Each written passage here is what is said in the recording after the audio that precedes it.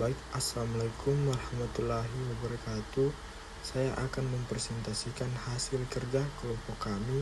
Mungkin langsung saja ke materinya, yaitu identifikasi kondisi sumber daya alam lokal di wilayah banjir bandang. Yang pertama, riwayat deforestasi di Aceh, Sumatera Utara, dan Sumatera Barat. Kerapuhan infrastruktur ekologis di ketiga provinsi ini terkait dengan tingginya tingkat deforestasi. Menurut ahli 2025, selama 2016 sampai 2025 sekitar 1,4 juta hektar hutan hilang.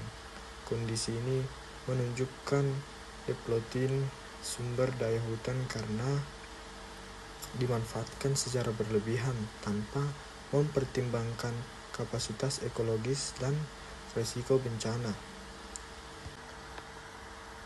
Yang kedua, fungsi lahan seperti perkebunan sawit, pertambangan, dan pembukaan hutan.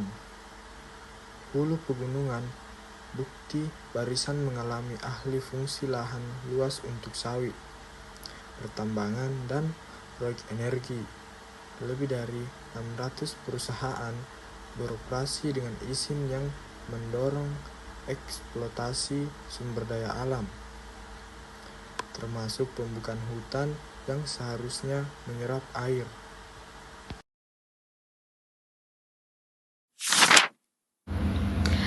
Banjir bandang dan longsor di Sumatera hingga 8 Desember 2025 menimbulkan dampak yang sangat besar.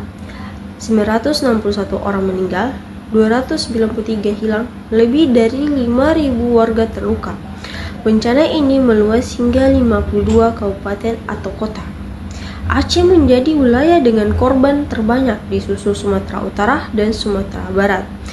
Proses evakuasi juga sangat besar di Aceh Tamiang, Aceh Timur, dan Aceh Utara. Ratusan ribu warga harus mengungsi, sementara di Sumatera Utara dan Sumatera Barat, puluhan ribu penduduk terpaksa meninggalkan rumah karena rusak atau terendam. Daerah yang paling parah terdampak di antara lain Banda Maria, Aceh Utara, Aceh Barat, dan Aceh Tamiang di Provinsi Aceh, Tapanuli Selatan, Sibolga, dan Tapanuli Tengah di Sumatera Utara, serta Kabupaten Agam, pesisir selatan, dan Padang di Provinsi Sumatera Barat. Banyak infrastruktur penting seperti jalan, jembatan, dan fasilitas umum rusak sehingga bantuan sulit masuk. Kerusakan ini juga mengganggu kegiatan ekonomi masyarakat. Lahan pertanian terendam, alat tangkap nelayan rusak, pasar dan UMKM tidak bisa beroperasi, serta distribusi warga tersendat. Akibatnya, pendapatan warga menurun dan proses pemulihan menjadi lebih lambat. Dari sisi lingkungan, banjir dan longsor menyebabkan erosi, sedimentasi sungai, rusaknya hutan, dan degradasi lahan yang membuat risiko banjir susulan semakin tinggi. Bencana ini berkaitan dengan kegiatan ekonomi yang banyak bergantung pada sumber daya alam, seperti perkebunan sawit, pertambangan, dan penebangan hutan. Aktivitas ini sering menggunakan lahan bersama tanpa aturan yang kuat.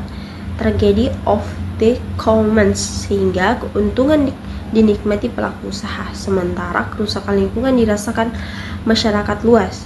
Dampaknya berupa sedimentasi sungai, hilangnya tutupan hutan, serta meningkatnya risiko banjir dan longsor. Banyak daerah hulu juga menjadi area akses terbuka, sehingga pembukaan lahan dilakukan tanpa kontrol yang baik, ditambah lagi regulasi dan pengawasan yang lemah. Misalnya, izin yang tumpang tindih dan kurangnya penegakan aturan membuat eksploitasi berlebihan tidak terkendali. Semua hal ini ikut memperburuk intensitas banjir dan longsor besar di Sumatera pada 2025 ini.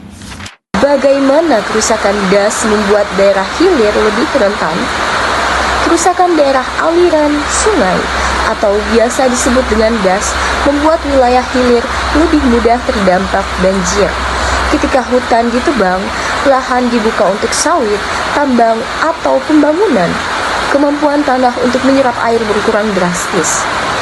Tanah menjadi mudah terkikis, sungai semakin dangkal, dan air hujan langsung mengalir ke bagian hilir tanpa terserap. Akibatnya, debit air meningkat sangat cepat. Longsor di bagian hulu juga dapat menyumbat aliran sungai, membuat banjir di hilir terjadi lebih cepat, lebih tinggi, dan lebih lama. Bahkan, meskipun daerah hilir tidak diguyur hujan lebat. Pemangku kepentingan dan keadilan ekologis.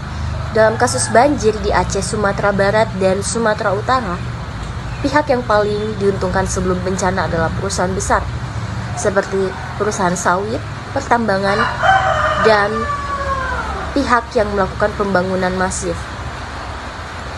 Mereka memperoleh keuntungan ekonomi dari eksploitasi lahan tanpa menanggung biaya ekologis. Sebaliknya, masyarakat lokal, terutama yang tinggal di daerah hilir, menjadi pihak yang paling dirugikan setelah bencana. Mereka kehilangan rumah, lahan pertanian, mata pencaharian, serta harus menghadapi kerusakan infrastruktur dan ancaman keselamatan. Inilah bentuk ketidakadilan ekologis. Manfaat dinikmati pelaku eksploitasi sumber daya alam, tetapi risiko dan kerugian ditanggung oleh masyarakat lokal yang tidak serta ikut dalam pengrusakan tersebut. Rekomendasi kebijakan. Pertama, rehabilitasi das dan reforestasi kawasan kritis. Penanaman kembali pohon dan pemulihan ekosistem hulu penting untuk meningkatkan daya serap air dan mengurangi erosi. Yang kedua, audit dan pengawasan ketat terhadap izin sawit tambang di wilayah hulu. Pengendalian eksploitasi lahan dapat mencegah kerusakan lingkungan yang memicu banjir di masa depan. Yang ketiga, penguatan sistem peringatan dini berbasis komunitas agar masyarakat bisa segera melakukan evakuasi ketika hujan ekstrim atau tanda-tanda banjir muncul. Yang keempat, penataan ruang berbasis risiko bencana. Pembangunan harus diatur agar tidak berada di daerah rawan banjir dan longsor sehingga risiko korban dan kerugian dapat ditekan.